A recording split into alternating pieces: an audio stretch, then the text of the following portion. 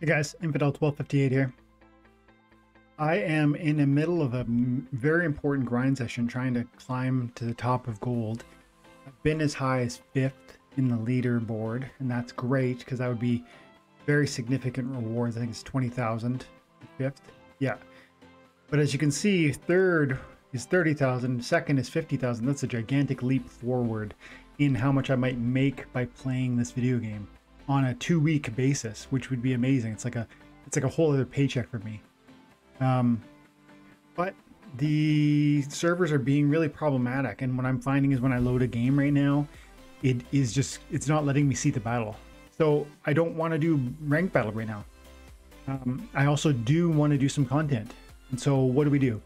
Well, I did a video this morning. It was going shopping for bargain hunts on gold foil cards. But I don't want to share that yet because just this morning I launched the normal foil card bargain hunting. So we're going to do questions. We're going to go through the comments section. We're going to look at the comments, the questions that are coming along on the channel, and we're just going to send some love to whoever's out there helping me create content. First of all, guys, thank you for blowing up the comment section. Thank you for always being in there supporting the channel. And thank you specifically for what it ends up translating into, like this content, this opportunity to create a video that hopefully adds value.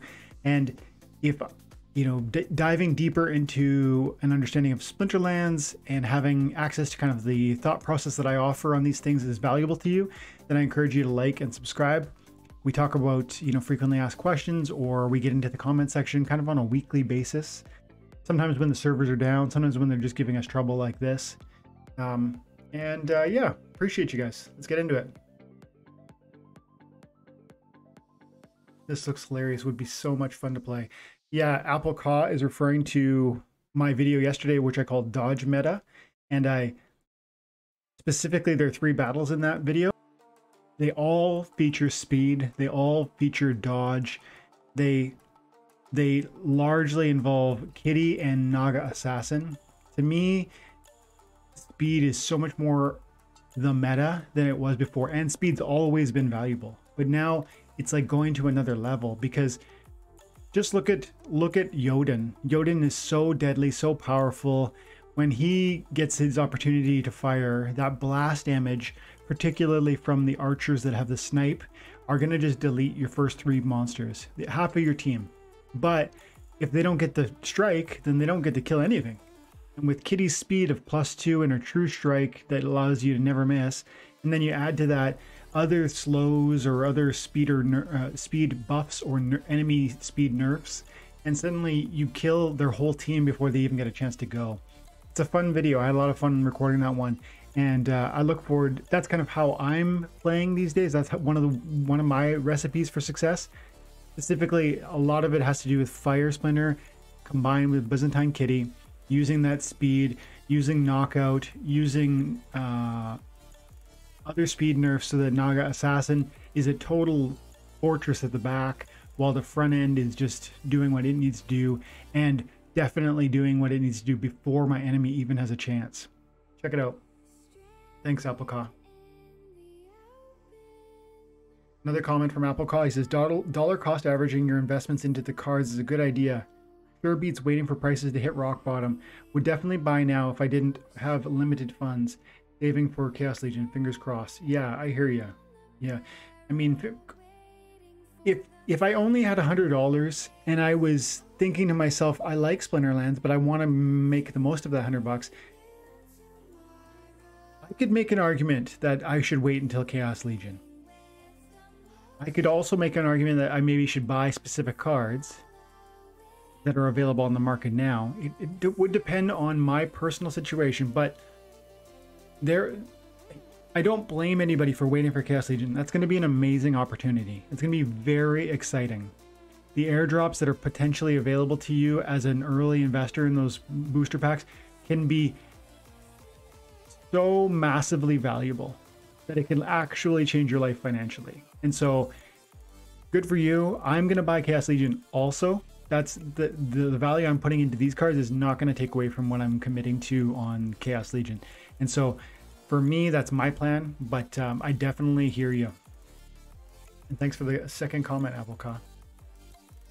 Very familiar says, I am trying to decide if investing in the new legendary rewards gold foil at 250 each or 12,500 collection power plus almost certain appreciation is a good idea, or just wait and see, save my coin for Chaos Legion. Both strategies seem profitable. Yeah, that's an interesting conversation.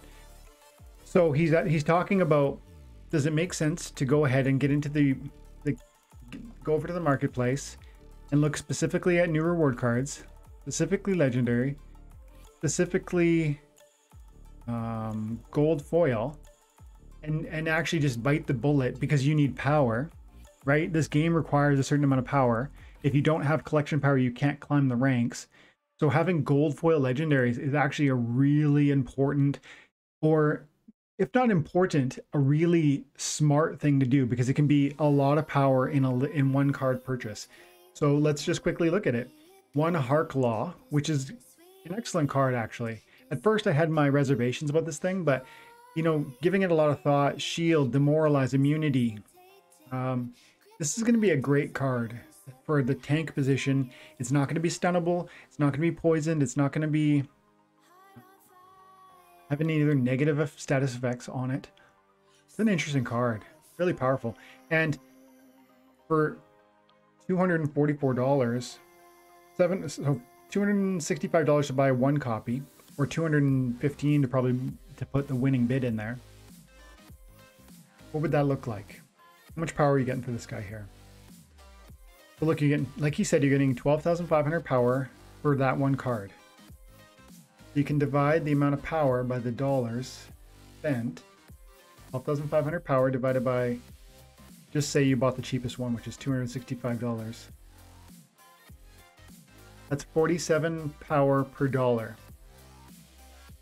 That's an okay power to dollar ratio. If you don't want this card, if this isn't the card you want, then I wouldn't really entertain this power to dollar ratio. As I pointed out previously, you can get 100 to 200 kind of thing if you're more prudent, if you're more kind of, if you identify great deals. But I would start by looking at reward cards. I wouldn't maybe look at legendaries. I'd look at reward cards, old reward cards. So I'm looking right now, I'm scanning the different cards that are in the market, checking the borders, trying to find the lowest cost old reward card. Okay, so Etten Spearman is the first low cost old reward card. Now it's only common though. That's not going to be very much. Let's specifically look at legendary then. Okay. So Zalran Efreet is the first old reward card, and Black Dragon right beside it with both of them. And then there's Fallen Spectre and maybe Spirit Miner. These four cards are in the same relative price range based on the bid status. Now, just because the high bid is $550 for Zalran Efreet, that doesn't mean you're going to necessarily get that card. But if you put a bid at $600 on this card, you're going to get a lot of power for a smaller amount of money. That's 75,000 power divided by, call it $600, because you'd have to outbid the highest bid, right? So that's 125 power for every dollar you put toward it. It's a lot more money than you said you were willing to spend, right? You talked about buying one of the new $200 legendaries. But this is a lot more, but this is twice the power for your dollar investment. And, you know, it's a legendary card that might odds offer some great utility to your deck. I'm just saying, if your goal is to buy legendaries specifically because you want that power, try to find a ratio of 100 power to $1 invested. And you can look at the legendaries, you can look at the epics, you can look at the rares. Try looking specifically at epics, rares, and legendaries from the rewards section that are old reward cards. Those are often the cheapest for their power reward. Okay, thanks, man. Mike or Carrie? Ernie, good to see you, buddy. Awesome time to get me some assassins, Naga assassins leveled up. Yep. Yeah, totally agree. I am a huge fan. It's probably my new favorite card because the 2 cost for that mana cap is so versatile, right? It can work in so many teams, and because it's dragon, it can blend with so many different opportunities, like, you know, different tank combinations, different team constructions. 2 mana so easily slips in there and just adds a utility to your deck. So I love that card. Especially, I play Kitty a lot, and so Kitty takes up 7 mana. If you have some 1 or 2 cost mana cards that are excellent, it's a great thing to have in your back pocket so that you're not hampering your team by having such an expensive summoner. Thanks for the comment, Mike. Okay, Zoro Juro says, dodge meta is not working for me. I really hate dodges, to be honest. Imagine rule set is all melee only. My opponent is Sandworm having 1 speed versus my entire team, and the Sandworm didn't even miss at least once. Oh, that sucks. He killed every single one of my team, and take note, I'm using Bloom for my summoner. Flying +3. Flying +3 -5 speed. Oh, I see. So he's saying because he has Bloom, that means each one of his monsters is flying, and then all of the monsters were between 3 and 5 speed. Why didn't he dodge, right? Well, yeah, I can tell you that the math would be flying +3 is a 55% chance to dodge, minus the 1 is like a 45% chance. Flying +5 is a 75% chance to dodge, minus the 1 is a 65% chance to dodge. So definitely you should have dodged a good number of those attacks. But also know that the Sandworm has Snare. I don't know what level you're playing it at, what level you were engaging with. Sandworm definitely has Snare. Now, were you dealing with a level 1? Because if that's the case, sounds like you were dealing with a level 1. There is no Snare there. Snare starts at level 6. I also wonder, were you fighting Salacia, whatever her name is? You know, the summoner? Salacia, who offers all of the monsters Snare? If so, that's going to take away your flight, and that's going to remove that 5%, 25% added chance to buff. Either way, your point is so true that at times it sucks, doesn't it? It sucks to lose when your enemy, when you don't dodge and you really mathematically probably should. On enough of these battles, though, on 100 of these battles where that battle you're describing unfolds, most of them are going to go to you. You're going to win because of the dodging function, you know, 6-7 times out of 10, I'm guessing, but it's, you know, the data seems to suggest that you're going to dodge some of those attacks some of the time, and that's going to turn the tide of that battle. But you don't, unfortunately, have the chance to replay that battle 10 times in a row to get those averages.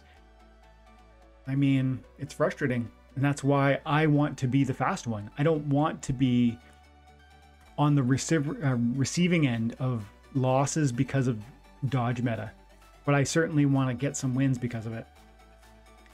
Okay, questions. Where were we? I am in Bali. Nice.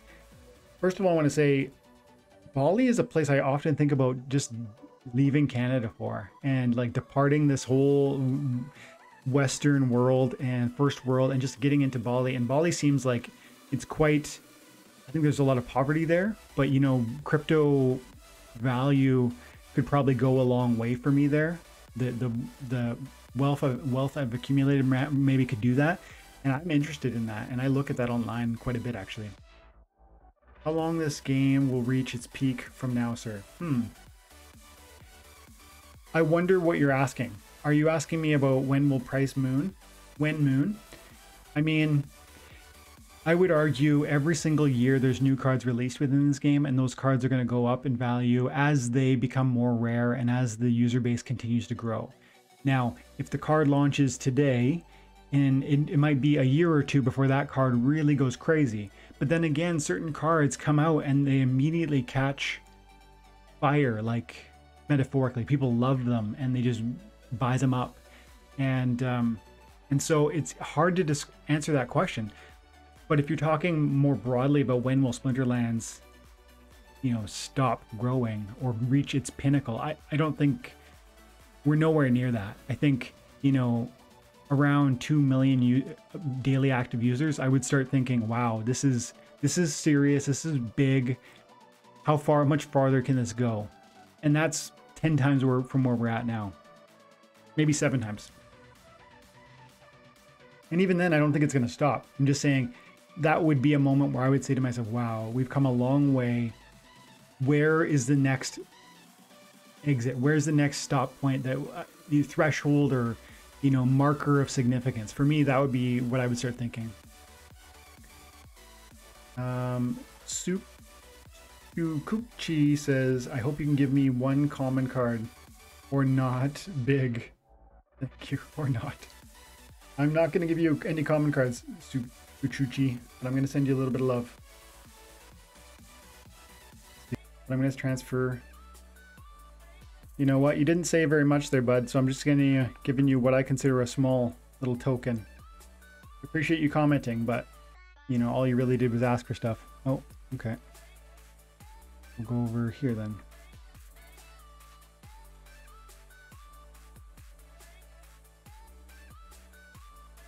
We're up to 32,000 SPS on the main account.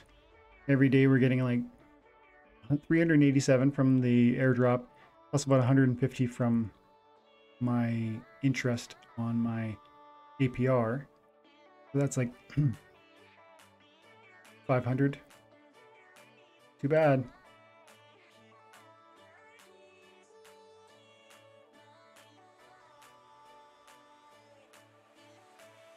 Okay, go back to the questions. Oh my God. We are thinking the same thing. Being the unseen at Aim Greatness. Love the name. We talked about it before. Yeah. Talking about the dodge meta, right? Yeah, speed is so powerful. It always has been. It's not a new thing. It's just, it's a new thing that it would be, that there would be the Naga Assassin with the backfire. The backfire transforms the importance of speed. It's not just the Naga Assassin either. It's the other, let's see. It's the Pellicore Deceiver. I think it's Gargoyle Lion. No. Yeah.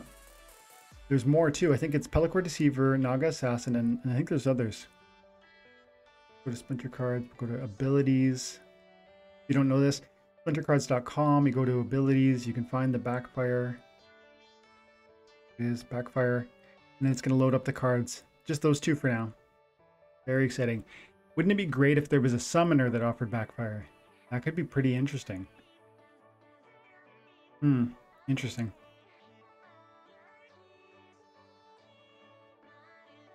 Okay, what were we doing? Comments. Oh no, don't buy it all, bro. Are you talking? Yeah. The, that yesterday, in yesterday's video, I was in the marketplace and I found there was 2 Gargoyle Lions for $28 each, like max copies. That's like 7 cents per or something like that. In my mind, that's practically free. If I had more money, I would have bought both of them because it was such a great deal, and just to have them and to rent them and to, you know, I wouldn't regret it. But I don't just want 20 copies of one card. I actually want many copies of most of the cards. So that was the only problem. The only reason I didn't buy more of it. Elamero, thanks for the thumbs up. A thumbs up you. Shopping Channel says, quick question, gold card, question mark. Do you need to combine them with other gold cards to max it out? Yes, you do. Gold cards merge with gold cards. Normal foil merge with normal foil. And if you come over here, you can see, click on any card, you're going to see that you need X amount of BCX. You need a certain amount of BCX, which means a certain number of copies of that one card that you will merge together, and that will produce, if you have 400 of them, you put them together, it's going to produce a level 10 Venari Heatsmith. And if you go over to gold, and we look at Venari Heatsmith, you'll see that it's a different number. To get a level 10 Venari Heatsmith, it's the exact same card, only this one's gold foil. You're going to now merge 38 copies instead of 400. So that's part of the reason why gold foil cards are much more expensive. They are more rare, and it will take fewer copies to make a maximum power copy. Okay, so yes, gold merge with gold, normal foil merge with normal. Okay.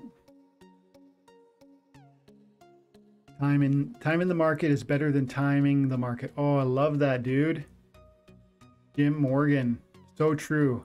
Buy now and buy often. So true. I love that. I've heard that before. Who said that? That's a great saying. Time in the market is better than timing the market. As in, get in there, get your feet wet, get some stake in the game, metaphorically and literally. You know, put some of the money that you keep saying that this game's awesome, and I know it can. I believe it can make me a lot of money. Well, take a bite of the action, and then you'll have some stake in the game, and just watch what that happens. It's going to help you snowball your success, because you're going to receive more wins, more DEC, more daily and season rewards, and then ultimately you'll have more opportunity for price appreciation on the cards that you've not only won, but those that you've bought.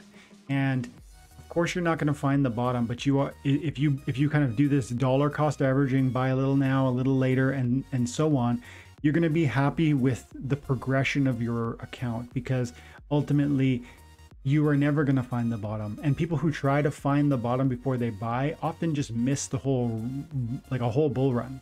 These are the people that don't buy Bitcoin until it's $50,000, and then when it goes to 60, they think it's going to go to $1 million. It's just the Bitcoin bull run started when Bitcoin was at like $4,000, and that was like the new low, and it's been climbing, and then at 20,000 people say, oh, now I'll buy, and at 30,000 more people do it. Why don't those people want to take on risk when it's at 5, 10, 15? They're waiting for things to be confirmed, but by the time it's confirmed, you've missed most of the opportunity. And one of them, Antonopoulos, what's his name? The Bitcoin maxi, something Antonopoulos. He's an amazing Bitcoin expert. He talks very in depth and eloquently about the importance of Bitcoin as a technology for the world. And he often says Bitcoin is extremely risky, and I want as much of that risk as possible, because risk isn't a bad thing. It's very naive of us to act like risk is a bad thing. It's actually risky to not own an asset that can appreciate. Choosing to exclude Bitcoin from your portfolio because you don't understand it fully, or you don't trust, blockchain or something like this, which a lot of older people will say. That's the thought process around it. It's not only naive, it's actually, you're taking on a risk. The argument is, I won't hold Bitcoin. It's too risky. It's too volatile. But that volatility is why it can go from $4,000 to $65,000 US. That volatility is why it can change your life. And these cards, they go from a penny to $1. That volatility will not exist one day. If this game becomes mainstream and there's millions of players playing it, there will be less volatility in the pricing and less opportunity for you to see massive returns. And so, yeah, time in the market as opposed to timing it. Love it. Great quote, buddy. And I always see you in here, Jim. Thanks for the comments, pal. Gerald says, I'm seeing it. Just don't have enough funds. Yeah. Because I said if you're not buying these, or if you're not getting in here, it's like you're not seeing what's in front of you, the opportunity. But I mean, I get it. Some people don't have, like, I'm blessed. I am blessed with opportunity, and that's why I do things like give away SPS for no reason other than a short comment. Yes, it's only 3 SPS, but these 23-cent SPSs or whatever they're worth way more than that. The value to me is worth way more than that. So I don't think of it like I just gave away 75 cents to those people. I feel like I gave away $15 to each of them. That's how I think about it, because price is different than value. And so I get it. You don't have the funds that I start with, and therefore you can't make the moves that I'm making, but you can make some moves. What would it look like if you were to take $10 this month and come in and buy credits with it and then buy a few cards?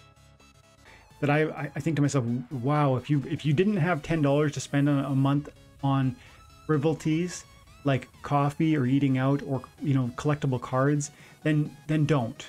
But if you're wasting money on video games, if you're wasting money on coffees at Starbucks, if you're wasting money on a nice new pair of shoes, these types of people with this type of money should think about their future and say to themselves, I'd like to buy some assets, whether it's collectible cards in Splinterlands or whether it's another thing like gold, silver, Bitcoin, or other cryptocurrency assets, because the opportunities in front of us, life-changing opportunity, and we can take it or we can pass on it.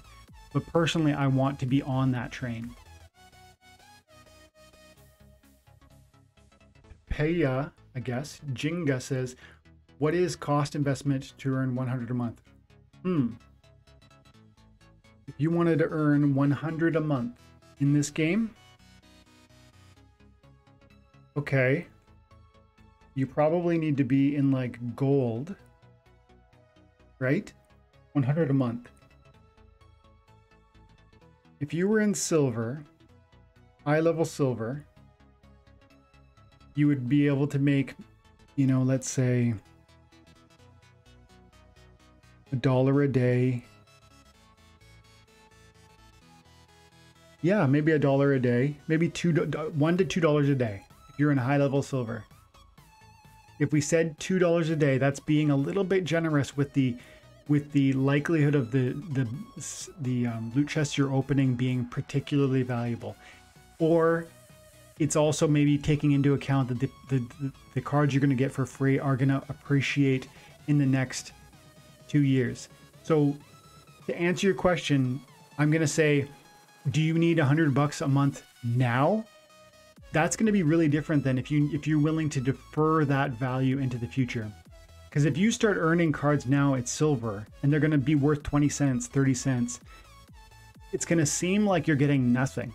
You're going to get, you know, 50 cents a day. But if you understand the value of those cards is different than the price, and in 2 years they will appreciate to what will retroactively amount to $100 a month, then it can be quite inexpensive. Like if you play in the silver thresholds, you know, you're going to need 2 summoners. You could get probably Salacia and Quid, and you're going to need level 4. I'll show you right now. This is going to take 5 minutes, a digression on how to make a $100 silver level team. We need summoners. We need, I think they're all dice, right? So these are the 2 cheapest summoners, I think. Yep. So you're going to come in here and you're going to buy Salacia. You're going to buy this one right here for 15 bucks. That's a level 2 Salacia. That's going to give you some success in silver. Not every game, but some success. Then you're going to come in here. You might need to splurge a little bit on this guy. That might be a bit too much for you. But let's say that, no, we're not going to do that. We're going to buy 14 copies at $4 each. So 1, 2, 3, 4, 5, 6, 7, 8, 9, 10, 11, 12, 13, 14. So right there, you got 2 summoners that are going to give you a good amount of success at the silver level. Now you need some monsters for them. I'm going to say 3 monsters each, because you are going to get a starter deck. It's going to give you some monsters that you can play with, but you're going to need a few others. We're going to look at, specifically, we're going to look at neutral, water, and fire. Dragon would be another nice thing to consider here, but we're not gonna.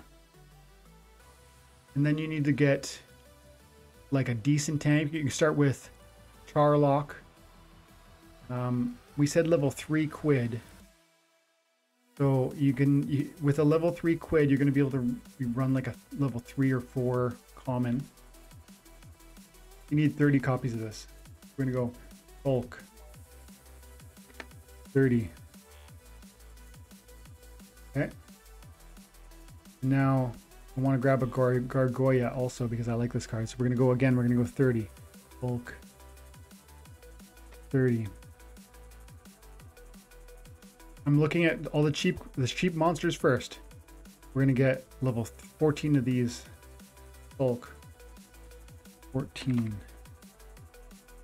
I'm not doing a lot of thought into this. I'm being as quick and dirty as I possibly can with this because I want to give you some answers, but I also understand that you might never take action on this. This is going to give you some options. See. 23 bucks? I don't know about that. Yeah, we're going to try it. I want the seaweed if I can.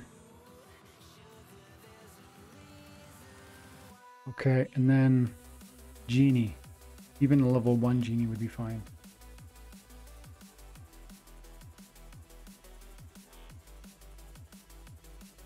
I got a much more expensive genie, but I also got a smaller genie, so that's going to give me some of that versatility. Okay. How about one more blue one? Oh, Ice Pixie is great, even if all you get is one. Go with level 1. No, let's go with level 2. 15 cost. So this is a decent little starter deck right here. And it's going to cost $670. Is it cheap? No. But this is going to make you own, you're going to own these cards and you're going to watch them appreciate with time. So it's an investment, first of all. Second of all, it's going to allow you revenue generating potential as you earn daily rewards, season rewards, and yes, a few dark energy crystals in the silver threshold. You're going to get about 5 DEC per win, probably, you know, $2 a day or $1 a day in DEC. So they're actually going to begin to pay themselves off. And as some of these appreciate, maybe you sell them if they get to be really expensive individually, and then you can buy other cheaper copies. Like what might happen in the future is, because of, I constantly tell you guys about how I like flight, dodge, the whole miss meta, the whole dodge meta. Part of that is, what's an answer to that? Well, if you could use Vera Salacia to throw a snare on my flyers, that's going to make them much more hittable. If that might make Vera Salacia more meta. And so then what if this summoner that you pay $15 for goes up 5 times in value? It might. And so then maybe you sell that and you buy some cheap new blue summoner that is going to come out in the next deck.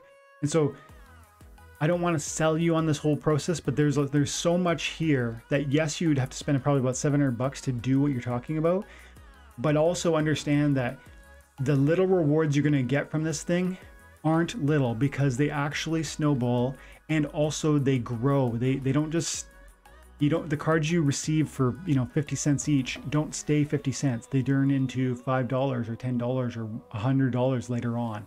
And so because of that, answering your question, it's like you could earn $100 a month retroactively, and right now it feels like $10 a month or $20 a month, but in 2 years all those assets you accumulated have appreciated to a place where, wow, that whole time I was playing, I was actually retroactively earning thousands or hundreds of dollars. Okay, that was kind of a longer question, and I'm already at 35 minutes, so let's do 3 more. SFNN says, well, last week's AMA was postponed and they said it might be Monday, but still not announced yet. Okay, thank you, my friend. Thank you for always being in here. Transfer, free, player, transfer out, go.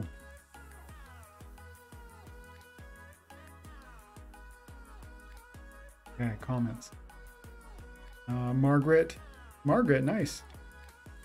Thanks for your videos. They have led me to follow the same path as you. I've been gambling with normal crypto for mixed results, but I've taken profits from it and other avenues of income and have invested around 5K in SPS and DEC.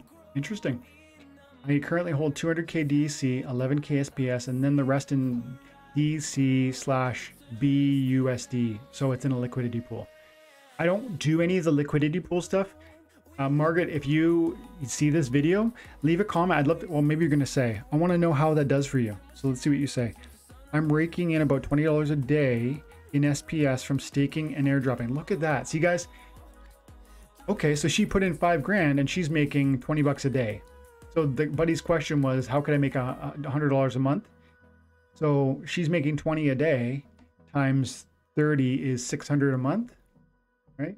30 days in a month times 20 a day, 600 a month. So divide that by 6. So we're actually talking about, she put in 5K, divide that by 6.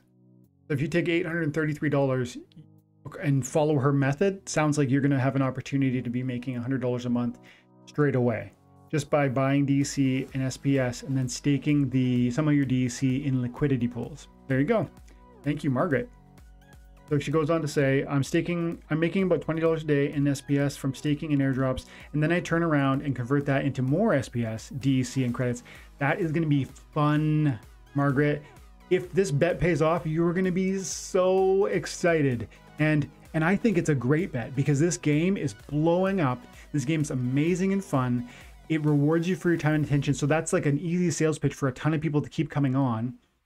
And so what is that going to do to SPS? What is that going to do to the assets that we're going to be accumulating here? I think it's going to drive the prices up. I bought a bunch of SPS also. I just showed you I'm over 30,000 or something like that. Where am I? I'm over 30,000. That's with me. I bought probably 10,000 of those. And so I'm on board, man. I love this thing. We are going to do big things. I'm excited for you and for me and for all of us. So she's, and then I turn around and convert that into, yeah, hopefully I can become a Maverick with CL. That would be cool too, wouldn't it? I'm a Mav on my, I think it's actually on my DE Cunningham account because that's where I bought all my Untamed packs, or maybe it's on my It Is Finished. Anyways, one of my 3 accounts is a Maverick because I bought like 1,000 packs with them.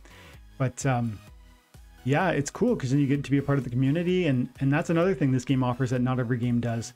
There's actually a fun community where people want to get to know each other and feed off of each other and answer each other's questions and be part of an actual community. I don't see that in Apex Legends. I don't see in other games I'm into. I don't see that. Good for you. I'm pumped to read that. That's a great comment. I'm really glad that you shared that with me. Thank you very much. I hope you see this video. If you do, let me leave a comment below with your account name. I'll throw you some SPS. China Bassi says, I have bought a Mylor at this crashing market. Would you please discuss about the most convenient summoner for a new player like me? And also, gold summoner are so expensive. True, they are so expensive. The Philippine Rundy. Love you, buddy. Yeah, gold summoners are super expensive. Mylor is an amazing card, but if you watch the channel very often, you know that my attitude towards buying cards or buying summoners is always more options are better than more power. If you buy one meta summoner like Mylor, he's super meta, everybody thinks he's the best. If you buy one Kron, if you buy one Llama, the cost is so crazy high. What if you just said, okay, I'm not going to play that game. I'm going to go ahead and buy something off meta like Varus Lacia, who they're practically giving away now at $3. Like, compare this price, $3.16, and just watch the prices grow. $3.38, $5.84. $7.39, $14, $16, $26. Do you see these numbers growing? Not just exponentially, but like this is beyond exponential. It's like 3, double, not quite double. I mean, I guess it is exponential, literally. So is Alrek Stormbringer 5 times more powerful than Varus Lacia? No, that's nonsense. It's absolute nonsense. Varus Lacia is a fine summoner. It's not as good as Alaric, but you're going to win a ton of games if you have this summoner. And it's more important that you have a level 4. So if you're going to fight in silver, it's more important that you have a level 4 summoner, Varus Lacia, Bortus, I don't care who, and then you have monsters to play with it. So go ahead and get the cheap summoner, get a level 4, and then get 2 or 3 monsters that you wouldn't be able to afford if you were going to go and buy Alric Stormbringer. And that is going to transform the power of your deck in a meaningful way. Look at this. Level 6 Alric 1,000 US dollars. That's a level 6. That's going to be like a gold level summoner. Level 4, 80 bucks. 80 bucks. Mind you, level 4 is not comparable to level 6. But for level 6, we need 60, so let's go bulk. 60. First, I gotta go like this. Gotta clear it. Now we're gonna go bulk. Add to cart. $1,000 or 200 bucks. What could you do with $800 if you said to me, I really want a blue deck. I really want a water splinter deck. I want it to be competitive in gold. I really need it now. You can go out and you can buy Verisalacia for 200 bucks at level 6 and have $800 left over to buy monsters for that team, or you can buy yourself an Alric Stormbringer and have 0 monsters. What makes more sense? It makes way more sense to buy off meta disrespected summoners like Verisalacia or Quaidyoth. These are truly being ignored. They're being slept on. They're being disrespected. No one cares about them. They think they suck. They're not meta, so why would I buy them because no one else uses them? Well, that's like the exact reason you should buy them. Be a contrarian. Stop following everybody. And I'm not trying to rag on you. Mylar's a great summoner. I'm sure you will have success with that summoner, even if he is overpriced and even if the price has fallen on you.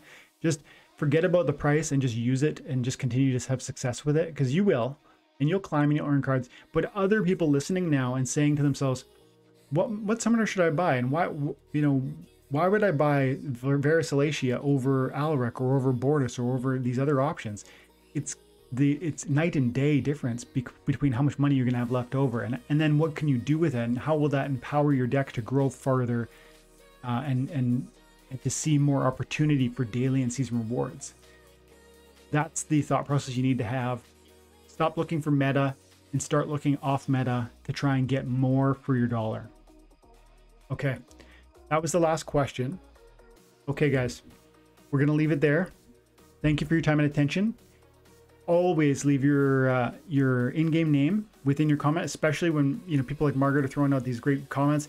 I appreciate you guys. I want to send you that, show you that through some appreciation that I can give you back a little token of thank yous. So make sure you do that in the future. And Margaret, if you see this video, please leave another comment. I'd love to see your in-game name and I'll send you some love next time. Okay. Have a great day, guys. God bless.